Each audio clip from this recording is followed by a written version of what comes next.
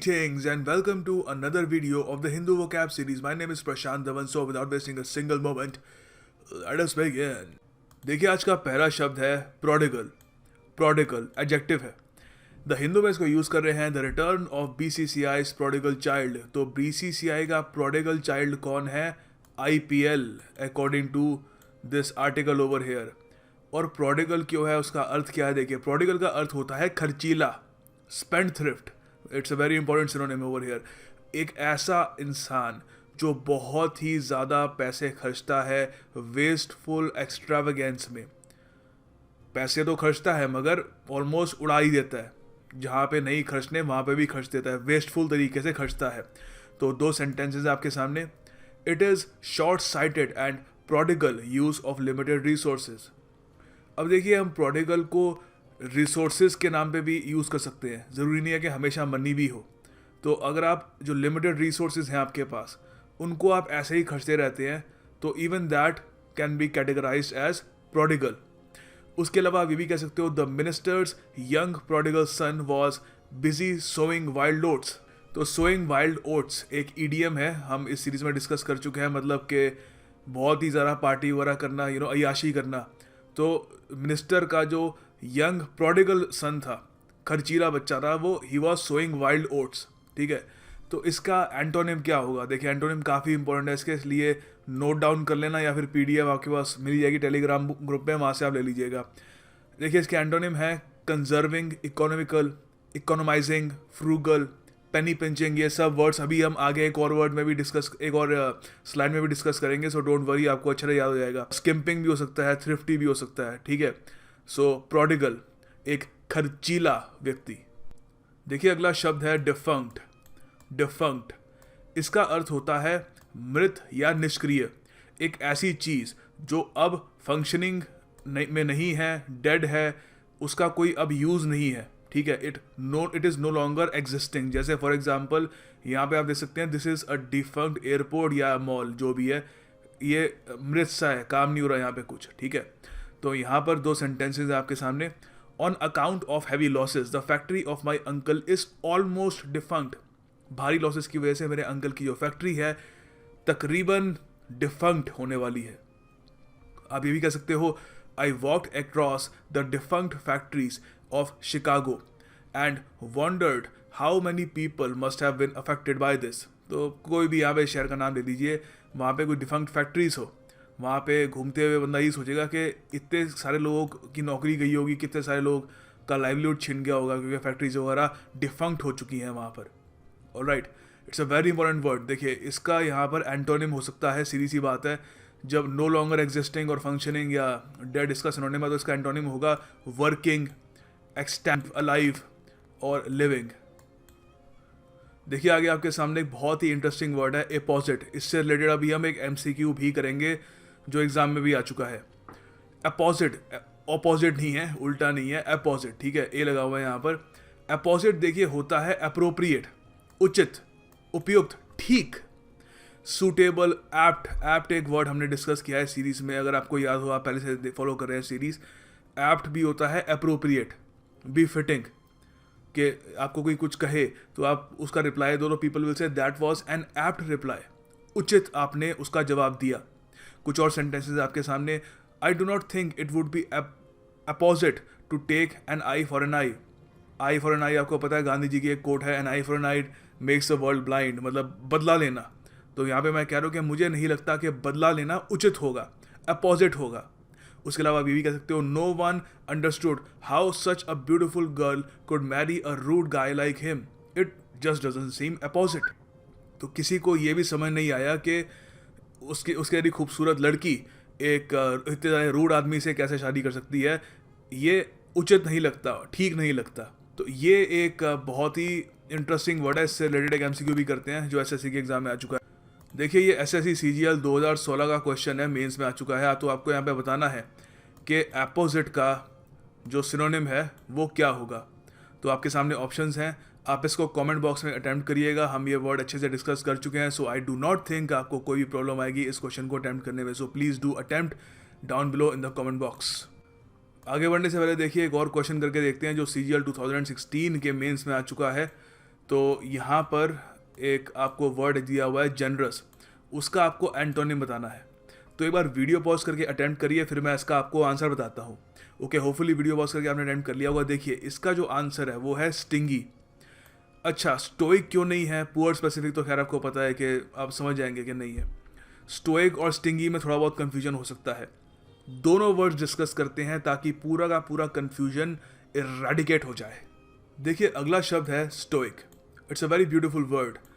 देखिए स्टोइक जो शब्द है वो स्टोइक्सिज्म से आता है। स्टोइक्सिज्म एक ब्रांच है फिलॉसफी की, जिसे ज़्यादातर प्रैक्टिस किया गया था एपिक्टेटस और मार्कस एरेलियस द्वारा। एक स्टोइक इंसान वो होता है जो गम में भी स्थिर रहता है और खुशी में भी स्थिर रहता है। वो बेसिकली इनडिफरेंट होता है। वो कोई भी पेन, कोई भी दर्द, कोई भी हार्डशिप सह सकता है बिना कोई एक रिएक्शन दिए, ना कंप्लेन किए। स्टोइक आदमी डेस्टिनी, भाग्य को मानता है कि जो भी भाग्य में लिखा हुआ है मैं उसको कबूल लूँगा, उससे दोस्ती कर लूँगा। इसी तरीके से वो मानते हैं कि हम एक अच्छी ज़िंदगी बिता पाएंगे, कम से कम कुछ हद तक एक खुशहाल ज़िंदगी। तो हिंदी में हम कह सकते हैं एक स्टोइक आदमी क्या होगा? एक सहनशील व्यक्ति होगा। तो यहाँ पर कुछ सेंटेंसेस हैं आपके सामने। He was a stoic man who didn't dance in joy when he won the lottery. तो देखिए स्टोइक आदमी सिर्फ वो नहीं होता जो दर्द को सह सके, वो भी होता है जो जिसको बहुत ज़्यादा कुछ गेन हो जाए, कोई फ़ायदा हो जाए, तब भी वो भागना ना करना स्टार्ट कर दे। तो सीधी सी बात है, he was a stoic man. तो जब उसने लॉटरी जीत ली तब भी उसने पागलों की तरह नाचना नहीं शुरू किया उसने। एक और सेंटेंस हो सकता है, एक सच्चा स्टोइक जो होगा वो ना मुस्कुराता है ना फ्राउन करता है। फ्राउन मतलब उदासी में उल्टा, स्माइल का उल्टा होता है फ्राउन। तो वो स्थिर रहता है, काफ़ी हद तक स्टेबल रहता है। स्टोइक का एंटोनिम क्या होगा? देखिए स्टोइक का उल्टा हो सकता है कंप्लेनिंग। सीधी सी बात है, पहली बात जो बहुत ज़्यादा कंप्लेन करे, फेड अप, इम्पेशेंट आदमी, प्रोटेस्टिंग आदमी, ठीक है, इमोशनल जो दिखाए कि मैं दुखी हूँ, मैं खुश हूँ वगैरह। So make sure you remember this, it's a very important word, stoic. देखिए अब देखते हैं जो उस एमसीयू का सही आंसर था स्टिंगी, उसको जनरस का एंटोनिम स्टिंगी। देखिए स्टिंगी सीधी सी बात है, आप समझ ही गए होंगे। जनरस का उल्टा है, मतलब कि कंजूस है, पैसे को खर्चने में काफ़ी कोशिश करता है कि ना खर्चो पैसे। माइजरली हो सकता है इसका, निगार्डली हो सकता है, क्लोज फिस्टेड, पेनी पिंचिंग, स्क्रूज लाइक मतलब ये चार्ल्स डिकेंस की एक बहुत ही फेमस एक किताब थी, अ क्रिसमस कैरल, उसमें एक कैरेक्टर था स्क्रूज। तो बहुत ही कंजूस आदमी था, किसी को पैसे नहीं देता था।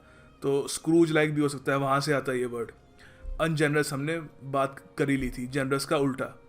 तो यहाँ पे कुछ सेंटेंसेस है। My friend is usually stingy when it comes to money, या विद मनी। हाँ, my friend is usually stingy with money but I understand his behaviour as he has had a rough childhood. काफ़ी ख़राब childhood उसका बीता रहा, शायद पैसे नहीं होंगे तो बड़ा होकर भी वो काफ़ी कंजूस सा रहता है, पैसे को लेकर चाहता है कि कम से कम खर्चूँ मैं। उसके अलावा आप ये भी कह सकते हो, he is stingy with the details of his life yet she can't help to be intrigued. Intrigued एक शब्द हम डिस्कस कर चुके हैं, मतलब क्यूरियस होना, ठीक है, कि इंट्रीग्ड। अच्छा, ही is stingy with the details of his life मतलब जो उसका अतीत है, जो उसकी लाइफ में जो चीज़ें हो रखी हैं या उसकी जो अभी हो रही हैं उसके बारे में जो नहीं बताता, तो वहाँ पे भी हम कह सकते हैं कि ही स्टिंगी, मतलब क्लोज फिस्टेड, बताना नहीं चाहता कि वो असल में है क्या। सो दिस इज स्टिंगी। तो इसका जो एंटोनिम है ऑफ कोर्स वो होगा जनरस। देखिए आगे यहाँ पर एक वर्ड है peter out, phrasal verb actually. ये मुझे किसी ने फेसबुक पे मैसेज किया था, so I am discussing it over here. देखिए यहाँ पर पीटर एक वर्ब की तरह इसको इस्तेमाल किया जा रहा है, सीधी सी बात है, क्योंकि फ्रेजल वर्ब है। तो यहाँ पर पीटर का देखिए एज ए वर्ब इंग्लिश में मतलब होता है गायब सा हो जाना, डिसअपियर होना, धीरे धीरे ड्विंडल होना, फेड अवे होना। तो peter out as a phrasal verb इसका अर्थ होता है गायब होना, टू ग्रेजुअली स्टॉप और डिसअपियर। यहाँ पे आप देख सकते हैं this person is petering out. अच्छा, यहाँ पर कुछ तीन सेंटेंसेस है। The love that both of them had for each other petered out after the first child was born। तो ये भी होता है लव, प्यार भी इवेंचुअली इट peters out, ठीक है, वो गायब हो जाता है, डिसअपियर हो जाता है। उसके अलावा आप ये भी कह सकते हो the hysteria surrounding the new movie petered out after a few weeks. Hysteria पागलपन था कि नई मूवी आ रही है, सब देखेंगे। शिवाय का नाम याद आता है, जब ट्रेलर आया था एवरीवन वाज लाइक वो हो दिस इज ऑसम, मगर जब मूवी आई तो all the hysteria petered out, गायब हो गया था। उसके अलावा आप ये भी कह सकते हो my dedication to study hard to crack my exam petered out after a few days, I must revive it. गायब हो गई थी मेरी डेडिकेशन, मुझे उसे रिवाइव करना होगा। So it's a very interesting phrasal verb, petered out. देखिए आगे एक बहुत ही खूबसूरत शब्द है सैल्वेज।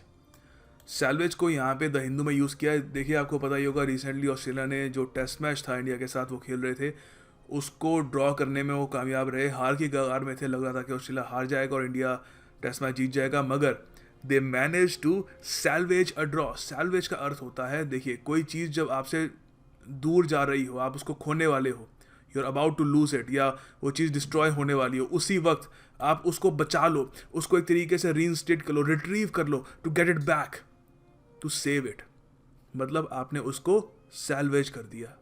कुछ सेंटेंसेस हैं यहाँ पे, उससे और क्लियर हो जाएगा, आपको क्रिस्टल क्लियर हो जाएगा। I manage to salvage some rare books from the burning library. Library थी, जल रही थी, तो मैंने वहाँ पर कुछ किताबें, रेयर किताबें जो थी वो बचा कर ले आया ताकि वो भी ना जल जाए। आप ये भी कह सकते हो there was nothing they could do to salvage their relationship. तो कोई रिलेशनशिप जो टूटने की कगार पे हो, तो मतलब you are trying to salvage it, मगर यहाँ पे आप कह सकते हो कि वो भी नहीं हो रहा, तो there was nothing they could do to salvage the relationship, बचा नहीं पाए अपने रिलेशनशिप। इसका जो एंटोनिम होगा वो क्या होगा, सीधी सी बात है, अबैंडन करना, लूज करना, एंडेंजर करना, फॉरफिट करना, ठीक है। So this is salvage. आगे देखिए एक और स्पोर्ट्स सेक्शन में एक फ्रेजल वर्ड था, spirited Barcelona sees off Valencia. देखिए see off, see someone off, देखिए ये अमेरिकन इंग्लिश में इसको सी ऑफ, या बेसिकली पूरी दुनिया में ये मानते हैं किसी को गुड बाय कहना, you know, to see someone off, किसी को जब वो जा रहा हो उसको गुड बाय करना। मगर ब्रिटिश इंग्लिश में सी ऑफ का ये भी मतलब होता है जब कोई आपको कोई अटैक कर रहा हो, उसको रिपेल करना, उसको पीछे भेज देना, जो आपको कोई अटैक कर रहा हो। तो यहाँ पे बार्सिलोना को वेलेंसिया अटैक कर रही थी, काफ़ी अग्रेसिव गेम दिखा रही होगी, मगर बार्सिलोना ने एंड में वेलेंसिया का जो अटैक था उसको पीछे धकेल दिया और ऑफ कोर्स गेम जीत ही ली होगी उन्होंने। तो यहाँ पर एक सेंटेंस है, the security guards saw off the robbers. तो सीधी सी बात है, since we are talking about the past tense, saw off हो जाएगा। तो उन्होंने रॉबर्स को रोक दिया, जो मतलब कुछ कर रहे थे फोर्सफुली उनको रोक दिया। किसी इन्वेडर या किसी इंट्रूडर को रोकना वो भी होता है टू सी ऑफ। तो याद रखिएगा हमारे एग्जाम से ब्रिटिश इंग्लिश से ज़्यादातर क्वेश्चन आते हैं, अमेरिकन इंग्लिश से नहीं आते, तो सी ऑफ का याद रखिएगा, to repel an invader. And finally आपके लिए एक यहाँ पे ईडियम है, थ्रो इन अ टावल। ये मैं वैसे कल की वीडियो में वैसे ही डिस्कस कर लूँगा 110%। पहला जो ईडियम होगा वीडियो का वो यही होगा। तब तक के लिए मैं आपसे ये क्वेश्चन पूछता हूँ कि आपको बताना है कि इस ईडियम का मतलब क्या है। Let's see how many people actually get it right. तो कल एक तरीके से रिवीजन हो जाएगा इस ईडियम का। तो आपके सामने ये ऑप्शन है, to take advantage, to accept defeat, to win hearts, to kill someone. Please do attempt it in the comment box below. Finally the task of the day. देखिए आपको यहाँ पर इस वर्ड पे, प्रोडिगल पे एक सेंटेंस बनाना है। And let me tell you, making sentences is very important. अगर आप सारे जो वर्ड्स हैं अपने माइंड में बसाना चाहते हैं, the only way to make sure you remember them is by making sentences. अगर मुझे कभी once in a blue moon कोई बंदा कहता है कि यू नो सर मुझे थोड़ा सा ना वर्ड्स मैं देख लेता हूँ, समझ आ जाता है वगैरह, मगर इन द लॉन्ग टर्म याद रखने में दिक्कत आती है, मैं यही कहता हूँ, मैंने आपको आज तक कमेंट सेक्शन में एक सेंटेंस कंस्ट्रक्ट करते हुए नहीं देखा। अगर आप सोचते हैं कि आप 20 मिनट की एक वीडियो देख लेंगे and all the words will magically be imbibed in your beautiful mind, that's not going to happen man. एक बहुत फेमस कोटेशन है, human kind can not gain anything without first giving something in return, to obtain something of equal value must be lost. इंसान कोई चीज़ gain नहीं कर सकता जबकि वही इक्वल वैल्यू की चीज़ वो वापस ना दे दे, ठीक है। So you need to work hard, alright. और ये इसमें इतना है भी नहीं। Right now I am here, मैं हमारे पास एक बहुत ही बढ़िया कम्युनिटी है of learners, they help each other out. So do make sentences, do attempt making sentences at least, and या आपको याद रखने में आसानी होगी। Thank you for watching this video, I will see you tomorrow.